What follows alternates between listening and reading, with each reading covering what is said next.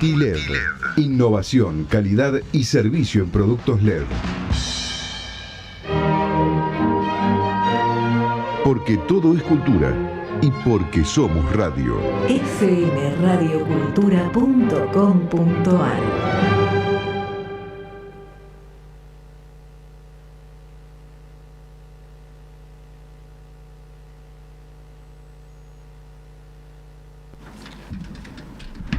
Hola, ¿qué tal? Bienvenidos todos a este programa homenaje a la vida y el tiempo que Juan Carlos Montero nos ha dedicado en la radio y un poco a la ópera en general en la República Argentina.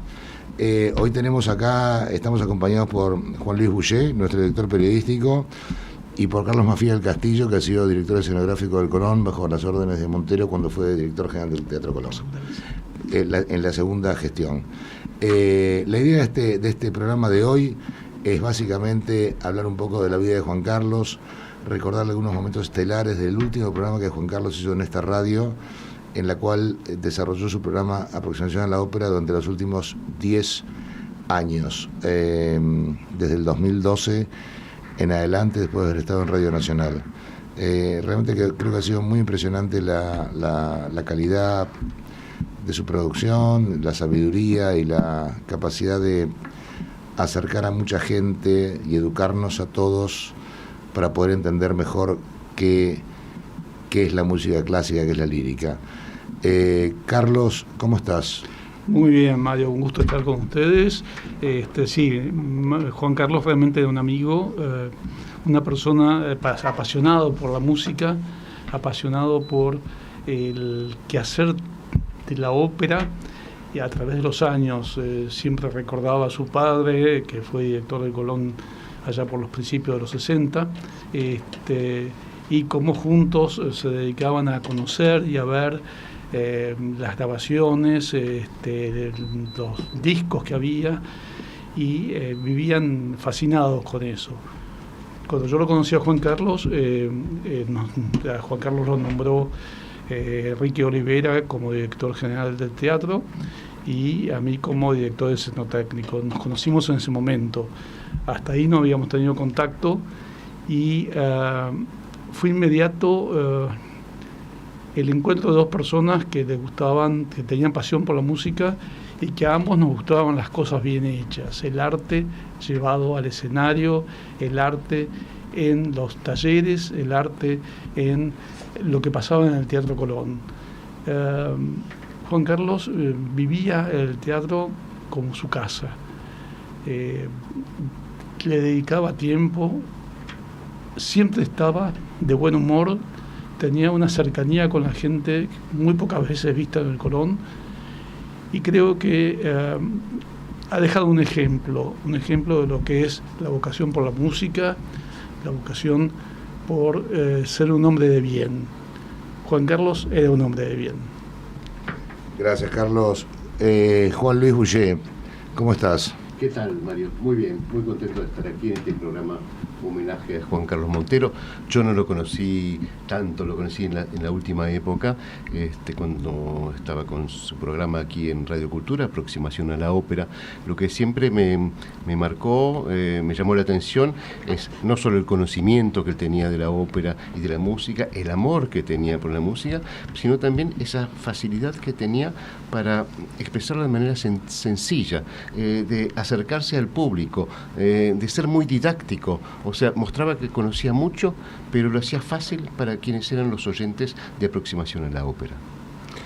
Gracias, Juan Luis. Norberto, vamos a ir pasando a lo largo de este programa fragmentos del último programa que Juan Carlos Montero hizo. Buenas noches, Diego. Buenas noches tengan todos ustedes, bienvenidos a Aproximación a la Ópera. Y por supuesto que está Cookie atendiendo los teléfonos que tenemos, si tienen intenciones o ganas de comunicarse con nosotros.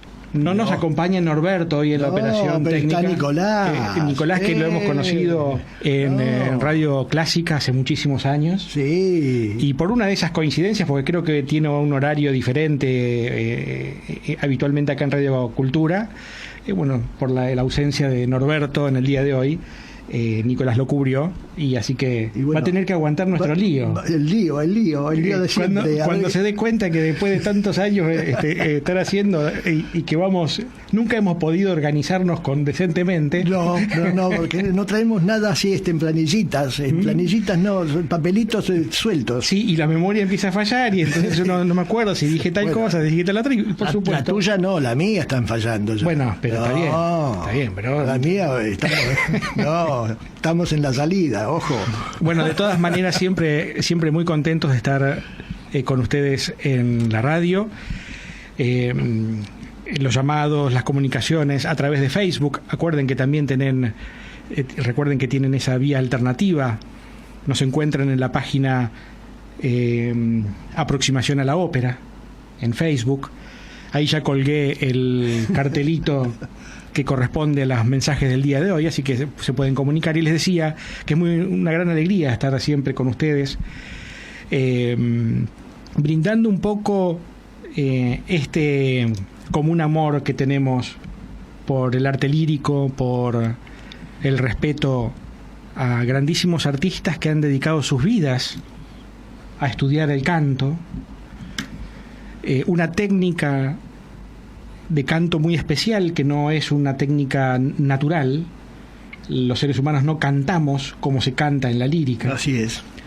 La razón es muy importante porque le da sentido al estudio del canto lírico, y es el poder utilizar los resonadores naturales que tiene el cuerpo humano para que la voz se escuche en una sala grande. Claro. Sin micrófono. Sí. Entonces, y evidentemente, el micrófono atenta contra la ópera. Claro.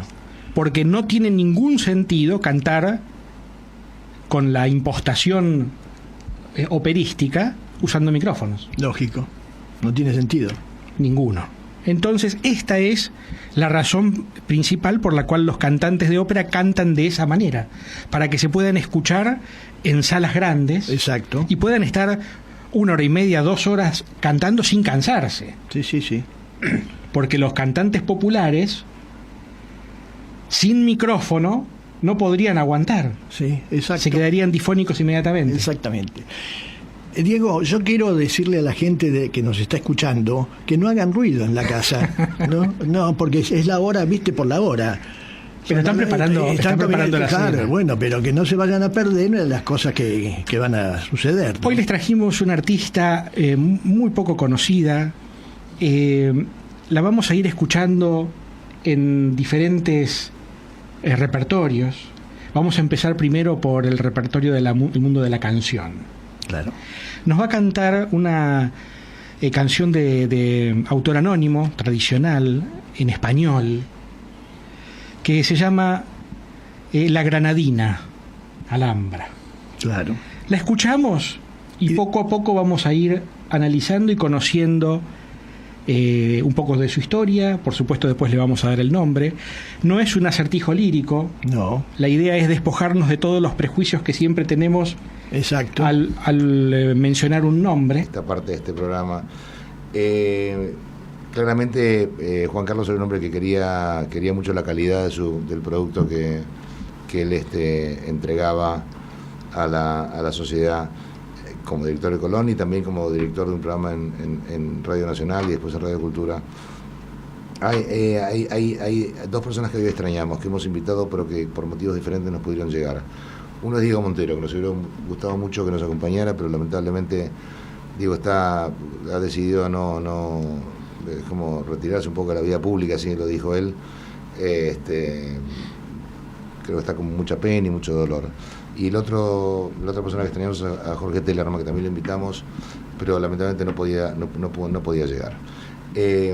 Carlos, contanos un poquito algunas anécdotas de Juan Carlos en el modo de decidir, porque la gestión del Colón es una cosa muy compleja. Tiene mucha gente, muchos gremios, mucha logística.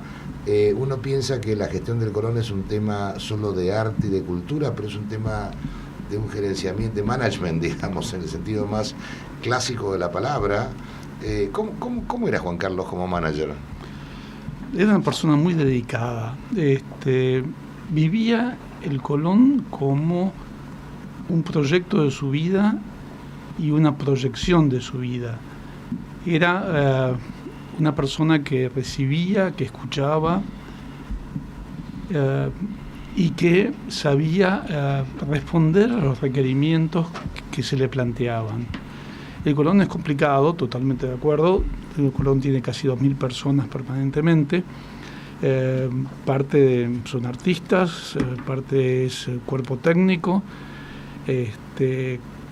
parte es el mantenimiento de la sala y del teatro, y todo requiere tiempo, ¿no? Mucho tiempo que nos llevaba a estar en el teatro de las 8 de la mañana hasta la función de la noche.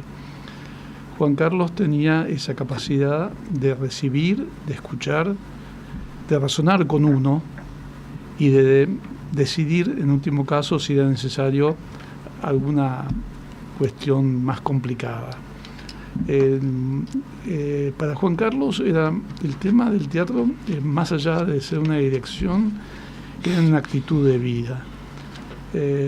Si yo tengo que pensar en un día con él, entre el trabajo, las decisiones, los problemas que se planteaban, los problemas gremiales, por supuesto. El Colón, yo hacía una reflexión siempre, que era un teatro, y él me la completó mi razonamiento, que en todo teatro se hace teatro. Entonces todo el mundo hacía teatro. Claro. Y tuvimos amigos comunes encantadores, por ejemplo, Roberto Oswald. Con Roberto Oswald trabajamos una amistad profunda. Él la venía teniendo desde joven, cuando estaba su papá como director del teatro, y que luego seguimos, luego de dejar el teatro, durante mucho tiempo, ¿no? O sea, nos juntábamos a comer y a escuchar música y a disfrutar de estar juntos. El padre de Juan Carlos, otro hombre, arquitecto él, renuncia a la dirección del teatro cuando el gobierno de turno no lo deja estrenar Bomarzo.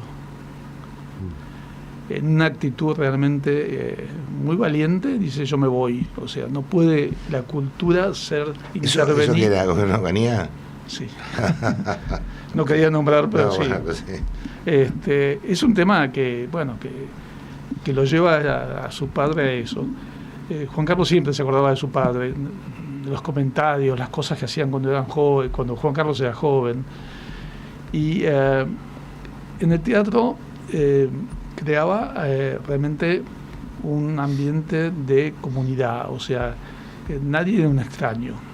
Estaban desde los equipos técnicos, los artistas, la gente de las publicaciones, de la comunicación, y Juan Carlos estaba en todo, o sea, seguía todo.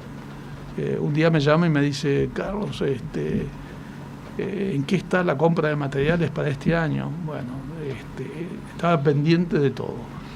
Y fue un año difícil porque luego que de la Rúa asume como presidente, Enrique Olivera es jefe de gobierno.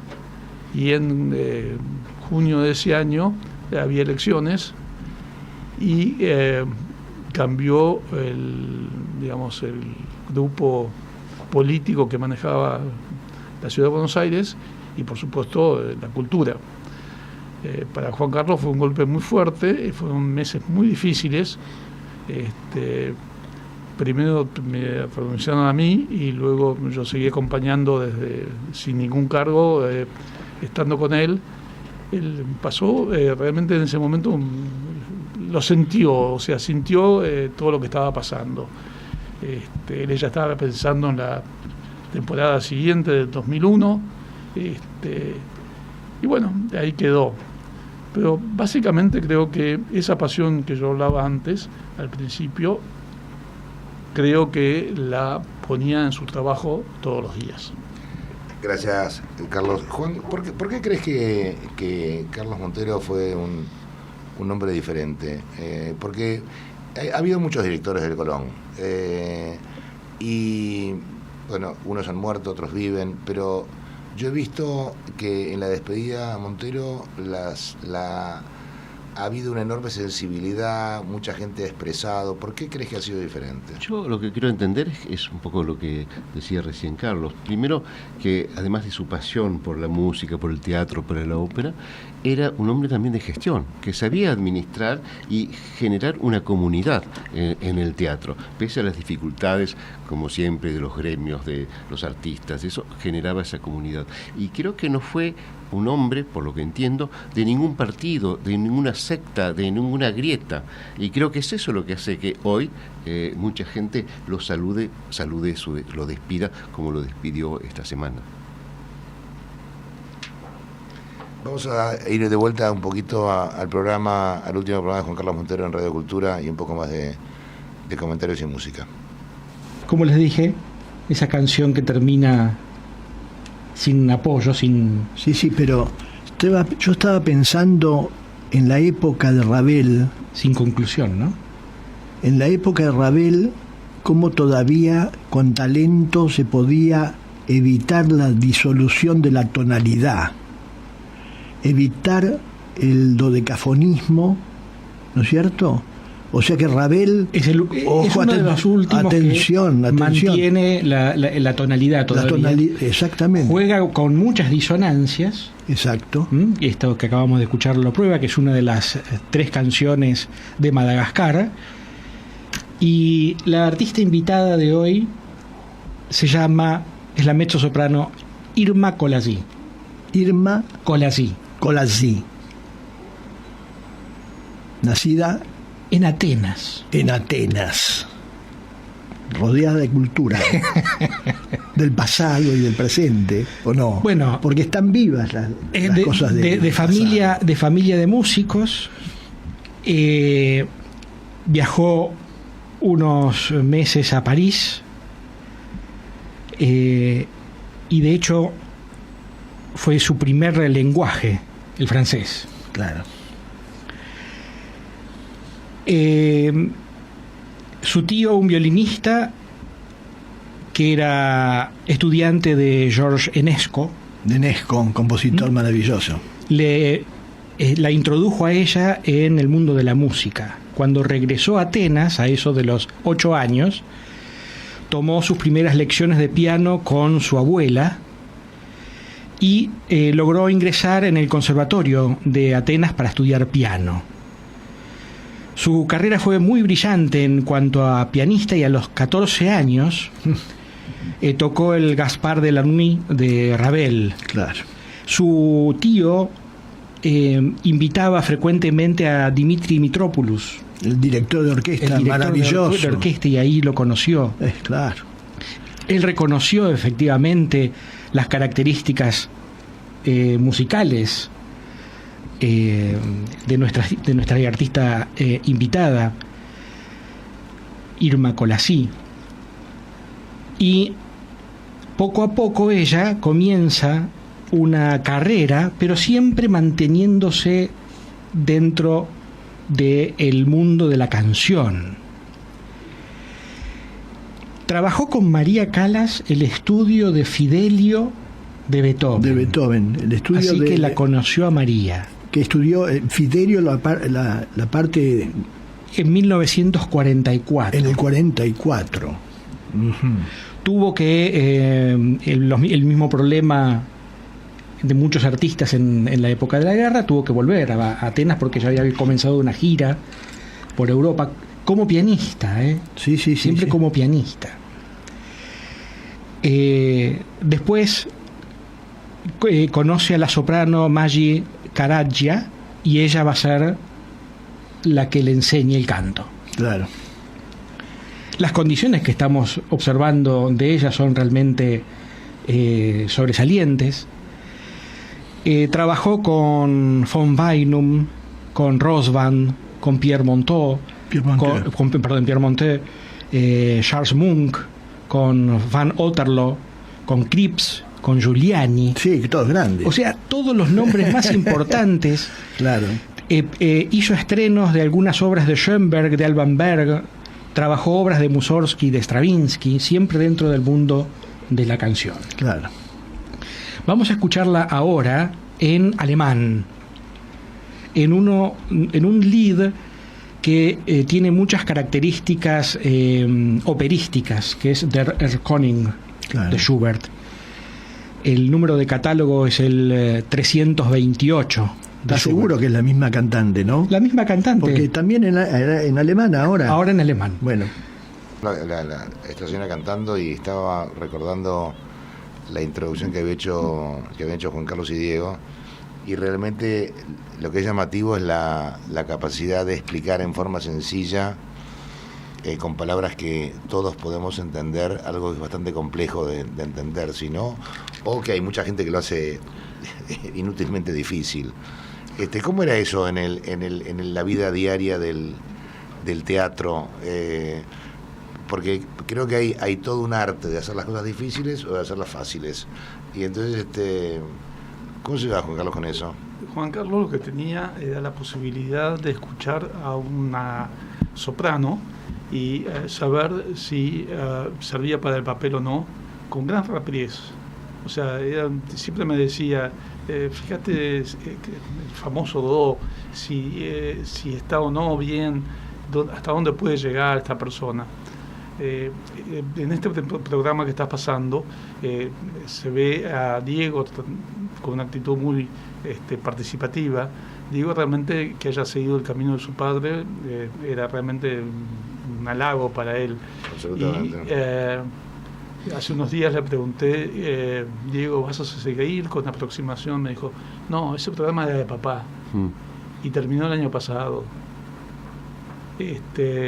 Realmente de Diego, la imagen que yo tengo era hace mucho tiempo que lo conocí, hace 20 y pico de años, o sea, era mucho más joven, y tenía una llegada a su padre, de acompañarlo, que era muy, muy, muy lindo verlos, ¿no? Seguramente como Juan Carlos con su padre.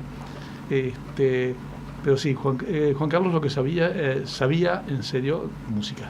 Sí. Bueno, y obviamente sabía transmitir, porque el hecho de que Diego haya tenido tan buena, obviamente un buen entrenamiento para poder transmitir lo que hemos escuchado, quiere decir que Juan Carlos era un gran docente respecto a la música. ¿Cómo lo comparás vos con otros directores o que hayas conocido en el mundo, en otros teatros líricos?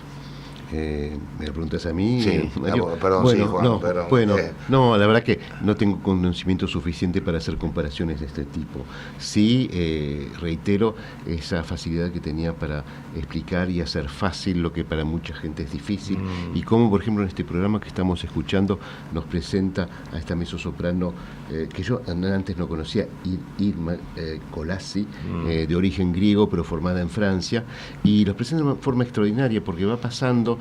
Hay acá pedazos que no hemos escuchado porque esos son cortes que tenemos, y vemos como esta mezzosoprana era magnífica, su voz, tanto y además con una pronunciación fantástica en español, en francés, en alemán y en inglés, en los 4 momentos. Y lo va llevando muy bien, o sea que es algo que te llega al corazón y al entendimiento también emocional e intelectual, y eso era lo bueno que tenía él en su programa. Yo como director no puedo opinar como podría opinar, como puede opinar Carlos. Claramente, sí. Vos hablás de directores. Normalmente los directores en los teatros son administradores del teatro. Los directores musicales son los que... Sí, son municipales, eran municipales, sí. Los directores musicales son los que... Ese lapsus linguae. Hacen el programa y seleccionan desde las obras que se van a dar, quién interpreta, quién hace la escenografía y demás. Y eso me parece un muy buen dato, perdón. Yo ahora completo mi respuesta, porque efectivamente he conocido a otros directores del Colón y eran más administrativos que gente de ópera como era Juan Carlos, que tenía las dos cosas. O sea, podía llevar la administración, pero además era un hombre de la música. Exactamente. otros no tanto. Otro no tanto. Bueno, tratemos, pasemos por encima. Muy bien. Porque incluso hemos tenido directores que eran artistas, Sí, no directamente vinculados a la ópera. claro.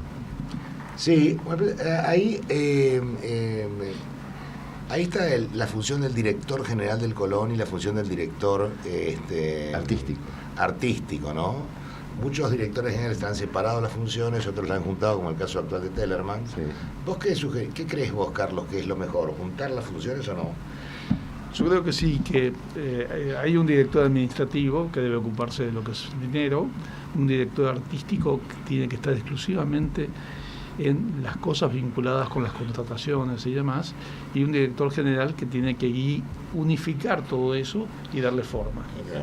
El director de escenógrafo técnico es un cargo que es realmente técnico, o sea que trata de poner en el escenario lo que proponen el director artístico y el director general con la elección del regisseur, del escenógrafo y demás. Claro, muy bien. Bueno, perfecto. Vamos a escuchar un poquito más del último programa de Juan Carlos Montero y de Diego Montero en Radio Cultura. La mezzosoprano Irma Colasí junto a la pianista Jacqueline Bonneau. Muy buena. Cantó esta canción de Franz Schubert, Der Erlkönig, que tiene el número de catálogo 328, el opus 1. Exacto. Voz importantísima, con un registro grave, prominente, de gran extensión vocal. Exacto. Facilidad en la zona aguda y en los graves el color casi de contralto. Exactamente. Una mezzosoprano de timbre realmente muy bello.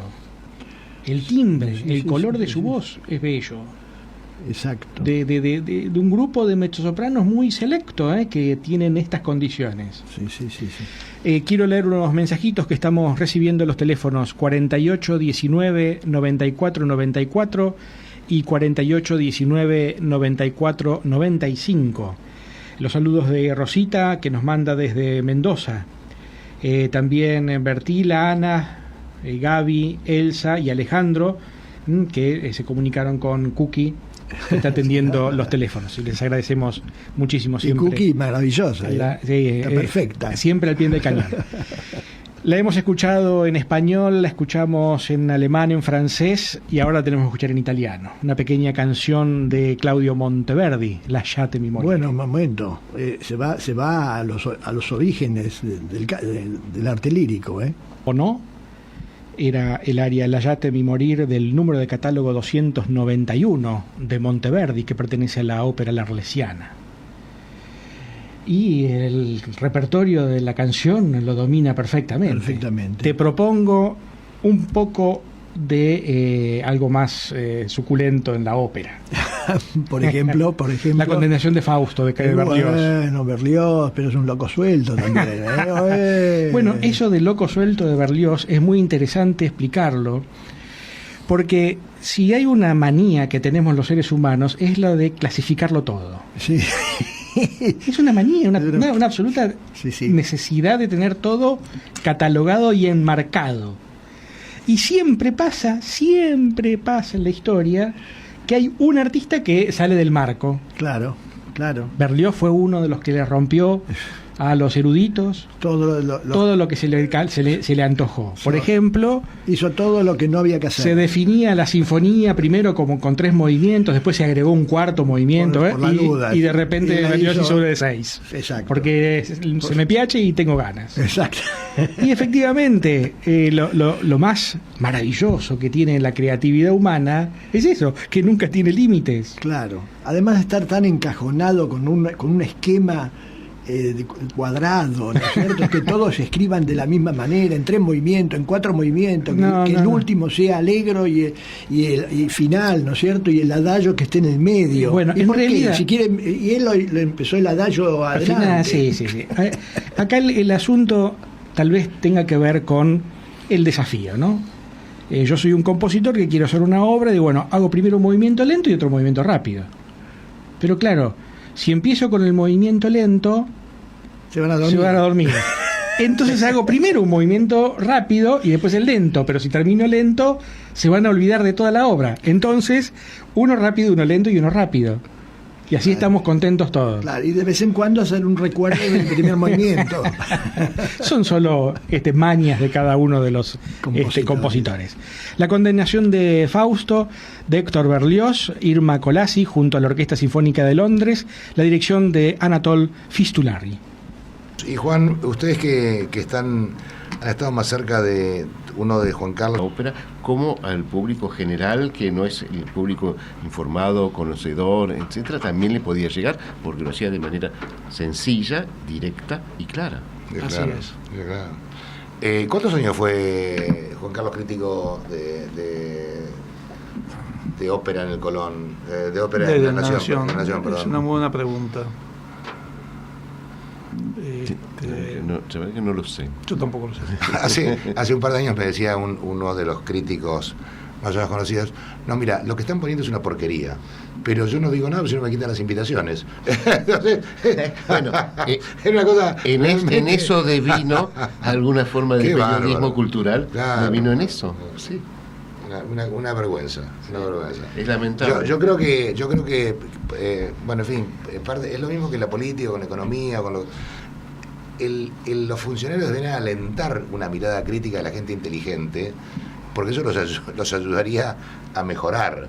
Pero hace falta una cuota de humildad importante, ¿no? Es muy importante. ¿Cómo era Juan Carlos tolerando críticas de sus amigos que sabían? ¿Él escuchaba las críticas? Sí, escuchaba. Era una persona que cuando Peruso venía con un tema, que era el director artístico en ese momento, escuchaba. Tenía una persona... Es esa actitud de nobleza y de humildad, de escuchar qué tiene que decir el otro y aportar algo si hay algo que aportar. Está muy bien. Después tuvo otra actividad más que yo no la conocí, que era director de bibliotecas. Ah, sí, tuvo bibliotecas municipales, tuvo una actividad importante ahí. Durante muchos años. Yo no tenía ni idea, lo leí en los diarios. En fin, pero bueno, yo creo que vamos a ir redondeando el programa y lo vamos a ir terminando, Norberto, una vez que terminemos el diálogo, dejamos el programa para que siga sonando la música, que tan bien está. A mí me parece que es una maravilla que alguien pueda partir de este plano terrenal y dejar tan buen recuerdo y tanta gente que lo aprecia y que lo recuerda y que le agradece su vida, ¿no? Que agradece lo que ha hecho. Y haberlo conocido, ¿no? Absolutamente, yo creo y que sí. haber compartido con él cosas. Sí, creo que es habla muy bien de él y de lo que ha hecho en su vida. Y qué bueno para Radio Cultura de haberlo tenido. No, absolutamente. Yo quiero agradecerle a Carlos especialmente porque cuando nosotros iniciamos la gestión de Radio Cultura en 2012, Carlos me dijo, tenés que tenerlo Juan Carlos Montero en la radio porque es un asset que no puedes perder y tal cual, ¿no? Creo que ha sido magnífico como programa, ha prestigiado la radio, así que estamos todos encantados de haberlo tenido acá y haber compartido con él estos años. Y también con Diego. Sí. Yo entiendo que el programa de Aproximación a la Ópera es de su padre, pero la verdad es que me encantaría que Diego pudiera hacer un programa que sea de él. Creo que también tiene muchísimo para dar en el futuro, así que sería bárbaro.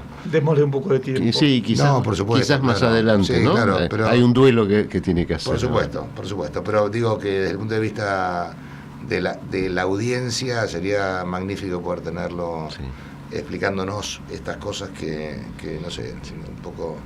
Además lo hacían muy bien juntos, sí, o sea, realmente había una complicidad muy grande entre padre e hijo. El otro día hablé con Diego y me dijo, mirá, el programa cumplió varias funciones, por supuesto que nos encantaba hacer el programa desde el punto de vista artístico, pero además cumplió una función muy importante para unir a la familia, me decía Diego. Obviamente cumplió un rol para su propia relación con su padre, y la verdad que me parece una maravilla. Así que, bueno, yo les agradezco muchísimo, no sé si quieren agregar algo más como para ir redondeando el programa, y que después suene la música. Que suene la música, yo no tengo mucho más que decir, aparte de la admiración que he podido tener por Juan Carlos Montero. Carlos. Yo solamente agradecerles a ustedes que me hayan invitado y sobre todo por el afecto y que me sigue uniendo a Juan Carlos a pesar de estar con nosotros. Bueno, muchas gracias por haber venido, por estar acá. Gracias a Juan Carlos y a Diego Montero por haber estado tantos años con nosotros. Gracias a la audiencia. Y